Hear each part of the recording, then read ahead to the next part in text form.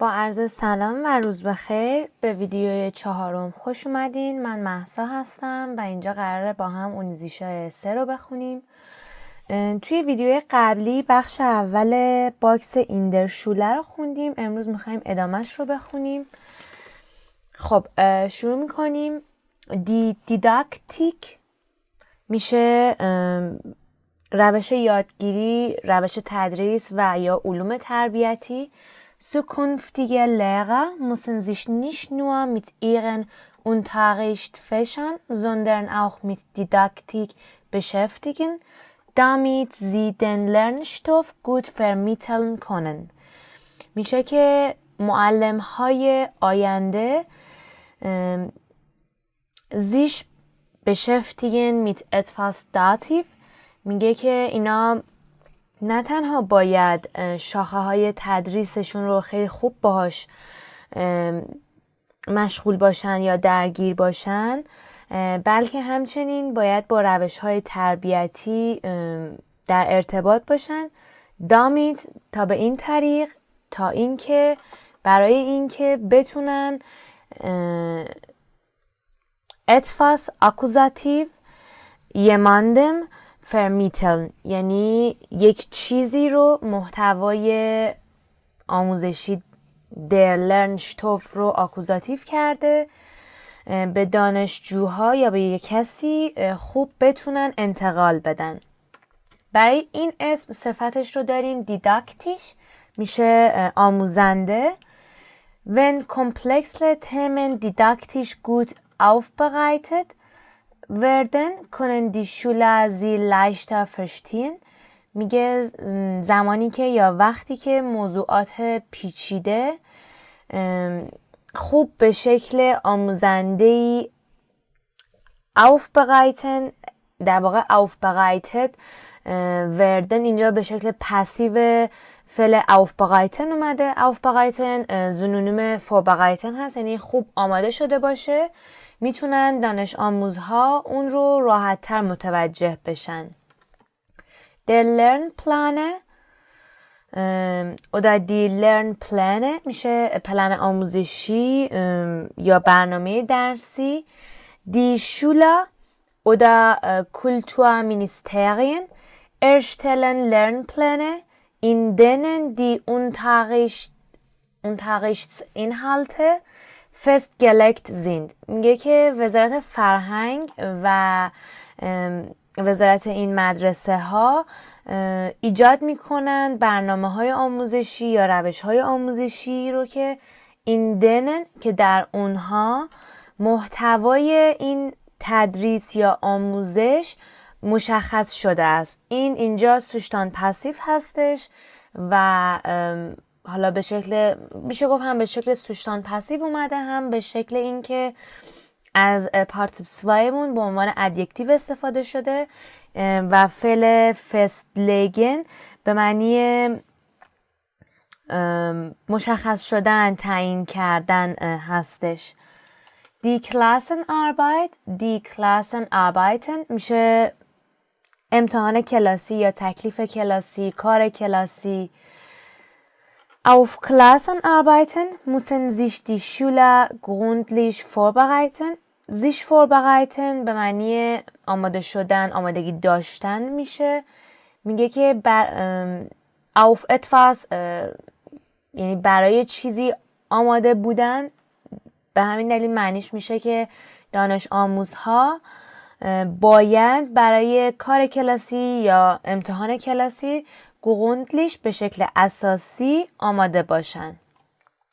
Eine Klassenarbeit schreiben میشه یک امتحان کلاسی رو یا یک کار کلاسی رو انجام دادن، نوشتن. In den Hauptfächern werden regelmäßig Klassenarbeit geschrieben. دوباره اینجا پاسیو داریم، میگه که توی رشته های اصلی به صورت regelmäßig، به صورت مرتب و متداوم این کار کلاسی یا امتحان کلاسی نوشته میشه. دی نوت میشه نمره، جمعش میشه نوتن. Kinder sind enttäuscht, wenn sie bei einer Prüfung keine gute Note bekommen. میگه که بچه ها متاسف میشن یا سرزده میشن زمانی که اگر که وقتی که اونها نزد یک امتحان هیچ نمره خوبی دریافت نکنن. Den Schüler Noten geben. اینجا هم آکوزاتیو داریم هم داتیو داریم. میشه به دانش آموزها داتیو etwas geben. etwas آکوزاتیو یعنی به دانش آموزها نمره رو دادن. Ist es sinnvoll, Schülern schon im ersten Schuljahr Noten zu geben? میگه که آیا این منطقیه که ما به دانش آموزها در سال اول تحصیلشون نمره داده بشه؟ و etwas benoten میشه چیزی رو نمره دادن. Wenn Schüler wissen, dass eine Hauptaufgabe benotet wird, arbeiten sie meist konzentrierter daran. میگه وقتی که دانش آموزها میدونن که یک تکلیفی، یک وظیفه نمره داده میشه، دوباره پاسیو داریم، اونا اغلب به صورت متمرکزتر و با تمرکز بیشتری روی اون کار میکنن که اینجا حرف اضافه‌ش هم آن هستش. دوباره اسم این فعلمون دی بنوتونگ هست. نمیشه گفت همیشه، ولی اکثر اسم هایی که با اونگه ختم میشن آرتیکلشون دی هست، مؤنث هستن اکثر مواقع، ولی نه همیشه. Die Schüler empfinden die Benotung ihrer Prüfung nicht immer als gerecht. میگه که این دانش آموزها احساس میکنن که این نمره دهی امتحانشون نیست همیشه به عنوان منصفانه و یا عادلانه. Die Kopfnoten میشه نمره انضباط. In manchen Ländern bekommen die Schüler Kopfnoten, zum Beispiel für ihr soziales Verhalten und ihre Mitarbeit im Unterricht. میگه در برخی از سرزمین ها یا ایالت ها دریافت میکنن دانش آموزها نمره انضباط به صورت مثال برای رفتار اجتماعیشون و همکاریشون در کلاس. Die Leistungen میشه عملکرد، دستاورد. یه معنی دیگه هم میداد که به معنی کارایی میشه. Früher war sie eine gute Schülerin, aber im letzten Schuljahr haben ihre Leistung nachgelassen. میگه که قبلا اون خانم مؤنث بود یه دانش آموز خوب، اما در سال تحصیلی گذشته عملکرد و کارایی عملکرد اون در سال تحصیلی گذشته کم شده بود. اینجا فعلمون نخلاسن هست که به معنی کم شدن، کاهش یافتن هستش که به شکل پرفکت اومده. haben nachgelassen. eine Leistung erbringen. اینجا فعلی که برای Leistung استفاده میکنیم فعل ارائه دادن هستش. میشه یک عمل کرد و یا دستاوردی رو ارائه دادن. Wenn eine Schüler gute Leistung erbringt, bekommt gute Noten. میگه وقتی که یک دانش آموز عملکرد خوبی رو ارائه میده، متقابلا دریافت میکنه یک نمره های خوبی رو. Das Zeugnis, die Zeugnisse میشه کارنامه، گواهی. Schüler bekommen am Ende jedes Schulhalbjahres Zeugnisse mit Noten in den einzelnen Fächern. میگه که دانش آموزا دریافت میکنن در انتهای، اینجا گنتیو اومده، در انتهای هر نیم سال تحصیلی کارنامه هایی یا گواهی هایی با نمرات در زمینه های تک به تک و جداگانه، یعنی برای هر چیزی نمره جداشو میگیرن. nicht versetzt werden میشه افتادن، یه درسی رو قبول نشدن. sitzen bleiben زنونومش هست که باز میشه درجا زدن، ثابت موندن، یعنی پاس نکردن یه چیزی. و اسمش میشه دی فرزتسون. Schlechte Schüler werden nicht versetzt oder bleiben sitzen und müssen das Schuljahr wiederholen. میگه که دانشجوهایی حالا با عمل کرده بند یا دانش آموزهایی که خوب نبودن پس نمیشن و در جا میزنن و میمانن و باید که اون سال تحصیل رو wiederholen کنن، دوباره بگذرونن. Die Lehrer informieren die Eltern darüber, wenn die Versetzung ihres Kindes gefährdet ist. میگه که معلم ها اطلاع میدن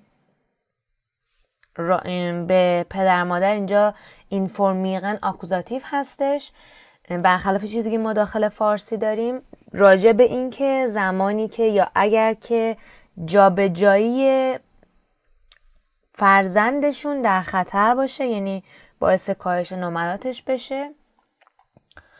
دی نخهیلفه میشه تدریس خصوصی که به یک شکل دیگه هم استفاده میشه. در نخهیلفه اون تاغیشت، این میشه کلاس خصوصی.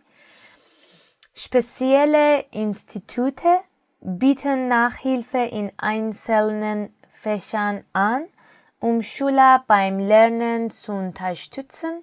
میگه مؤسسات به خصوصی anbieten پیشنهاد میدن، ارائه میدن تدریس خصوصی و در زمینه‌های به خصوصی و به صورت جداگانه‌ای رو تا دانش آموزها رو نزد یادگیری unterstützen کنن، حمایت کنن، پشتیبانی کنن. برای ناخهیلفه اون تغییش فعلی که به کار میبریم نیمن هستش، یعنی گرفتن، استفاده کردن. Wenn man in einem Fach Schwierigkeiten hat, sollte man Nachhilfe unterricht nehmen.